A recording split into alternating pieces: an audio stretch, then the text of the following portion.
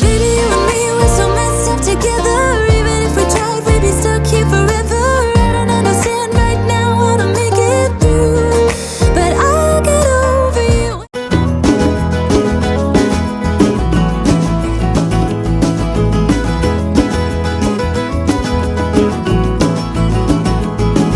Today's topic is going to be about how I have to get rid of my community tank. Some of these reasons are not even my choice, some of them are, but I'm going to basically go into those reasons in this video, basically explain why it's happening and also what my plans are for the future. This is going to be kind of a casual video just because I'm just sitting down and talking.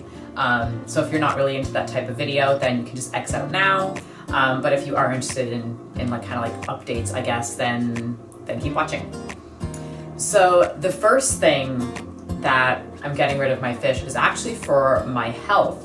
Now you might be thinking, how are fish like bad for your health? And it actually isn't the fish themselves, it is actually the fish food. I am allergic to it. I am celiac, which if you don't know what that is, it is an autoimmune condition which basically my body thinks that anything that has wheat, barley, rye, any form of gluten in it is basically a harmful substance and will actually attack my small intestine and try to destroy it because it sees the gluten as a threat. So essentially, if I eat gluten, if I touch gluten, if I breathe gluten, it causes my body to kind of attack itself as an immune response. It's an autoimmune disease. My fish food, and any fish food I can ever find ever, has gluten in it. So currently I do not feed my own fish. My mom has to feed my own fish for me because I cannot touch the fish food without breaking out into a rash. When I'm cleaning my fish tank, my arms get quite itchy now. Any loose food in my tank, all that gluten is still in there. There is actually a blood test that I can take. It is the one that I'm on screen right now. It is that thing like transglutamine or something. Basically, this blood test actually checks for the level of antibodies in my blood. The more antibodies, the more gluten I am consuming, and therefore the more antibodies that are being developed to attack this gluten. I am very strict when it comes to not eating gluten. I don't use gluten in my makeup. I always have gluten-free makeup. I have gluten-free shampoos, body washes, conditioners, everything like that, because I'm very careful with cross-contamination. Like, I have my own toaster oven, I have my own butter. Like, I've been told that I'm too strict before. I don't believe you can be too strict with a food allergy, but I've been told that. My blood tests are still higher than they should be. So my doctors were wondering if I was cheating, if I was like sneaking gluten a lot and not telling them, if I was like lying because I didn't want to get in trouble with my doctor. And it was like quite a long process of like, where is this gluten coming from? But that's when I was kind of looking in like celiac forums and fish forums. And there's actually a lot of people who, when they stop taking care of fish, their like gluten antibody level went down drastically. I'm even seeing people who had birds, their bird seed has gluten, hamster food has gluten apparently, rabbit food has gluten. So basically, I am allergic to my pets. So it just doesn't seem healthy or smart. It almost seems irresponsible for me to keep them.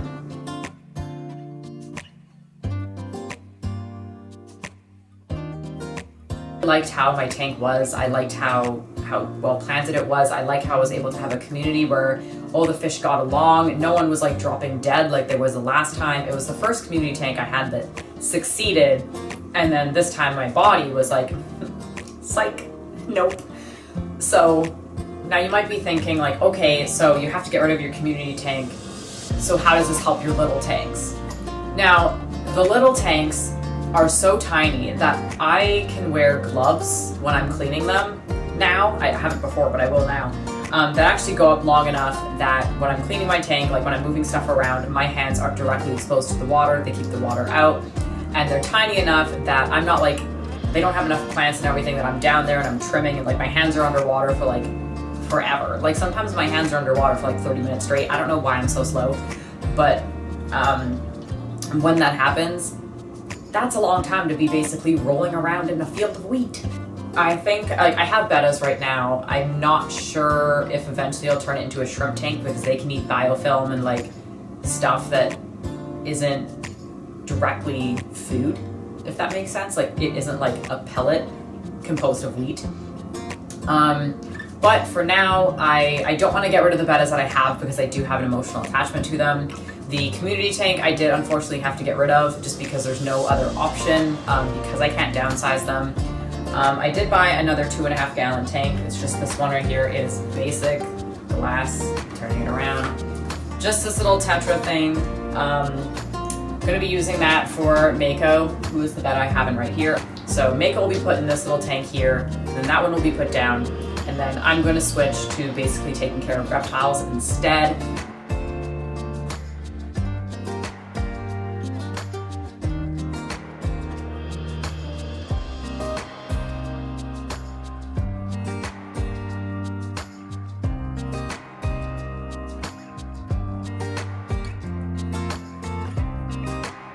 But it doesn't upset me as much as it should, simply because I have like no free time, and when I do have free time, I am exhausted. All I have time for is to either clean a tank in 5 minutes or mist down my gecko enclosure. I spot clean it, and then I only have to clean my gecko enclosure like once a month or something. Nothing ever builds up. If I have to put it back a little bit, you know, they're not gonna die. It's like, yeah, there's some water droplets on it and maybe it doesn't look as pretty. Meanwhile, with the fish tank, if you have to put it back a couple of weeks, ammonia is building up. There is waste, there is like plant matter, all that stuff is just contributing. There's algae growth, which is like going crazy. I forget to add the nutrients, and I just become a fish keeper that I'm not proud to be. I am a strong believer that if you cannot give your fish the care that you believe they deserve, then you shouldn't have them. And I would go, I admit, sometimes over a month without cleaning my fish tank, and my fish tank, when I went to clean it, was horrifying, like horrifying. And I'd check the ammonia, and it wouldn't be at 0, like it wouldn't be bad, but it'd be at like 0.25 or something, which is still there. Any amount is toxic. You know, my plants would slowly start to die. They'd get nutrient deprived because I was forgetting to add the nutrients, and it just wasn't fair. It wasn't fair to the fish. Even though I'm probably the happiest I've ever been because I finally have a handle in university, it was hard to find the balance, and unfortunately, it just, now where I am in life, my fish don't fit in. And it was something that I kind of knew for a while, but I was having trouble accepting. Like, no one really wants to stand up and say like, hey, I can't do this, or I'm not good enough for it, you know, whatever, sounds worse than it is, but no one really wants to admit that they aren't a good home for their pet. Like, especially when you like your pets and you're proud of them. I do have my bettas. Like I said, I don't know if I'll always have bettas. I don't know if I won't. I'll always talk about bettas on this channel because I think that I enjoy talking about bettas. So I'll probably always will, especially because like that's where my channel came from. So I feel like if I don't talk about bettas anymore, I feel like, who am I? But I did buy a Zilla 20-gallon terrarium. I'm going to be getting a leopard gecko. Now, there's 2 reasons that I wanted to get a 20-gallon. A, it is the minimum for a crested gecko, so if at any point I decide I want to get a crested gecko instead, I have another 20-gallon, which is the minimum for them. But the big thing is I thought that the 10-gallon minimum for a leopard gecko was very small. Like, for me, I'd want it to be a little bigger. I have a lot of stuff already because when I received my crested gecko enclosure for Christmas this year, my parents actually got me a kit, so it came with a lot of stuff, and a lot of it can actually be used for leopard geckos as well. So some stuff I was able to use in that one, and this leftover stuff I pretty much have already entirely decorated that 20 gallons. So yeah, so that's pretty much what's happening. I'm allergic to my fish, and every time I can clean my fish tank, I'm way too exhausted to do it. So if you are watching me because you love my community tank, I'm sorry. If you hate reptiles, I'm also sorry, because I'm probably going to be like a good 50% reptile now, just because I find that like they're so much easier to take care of. Like I always thought that fish were the easiest pet to care for, but no, it's a reptile. Like hands down, they're so easy.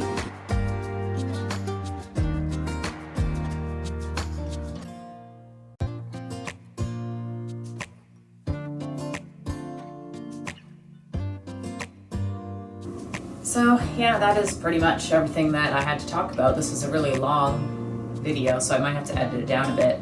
And it might have been slightly rambly. I had a bit of a crisis the first little while when I officially had someone coming to pick up my fish. It was hard. I kind of like, I know it's the right thing to do for me and for them. And at the end of the day, that's kind of more important, is what was best for the fish. And the person that I gave them to basically messaged me and told me that they all got home safely and that they were doing well, and they all went to a 75-gallon tank all by themselves. So they all get to stay as a little family together in a 75-gallon tank. So that makes me kind of happy to know that they're all still together. They didn't get broken up, and they have even bigger and better than I was able to provide. So that's awesome. My plants, they all went to one person as well, and they actually sent me a picture of their tank all set up, which I thought was very sweet. So if this is the last video you're ever going to watch from me, thanks for sticking around. And that is all for today. Bye.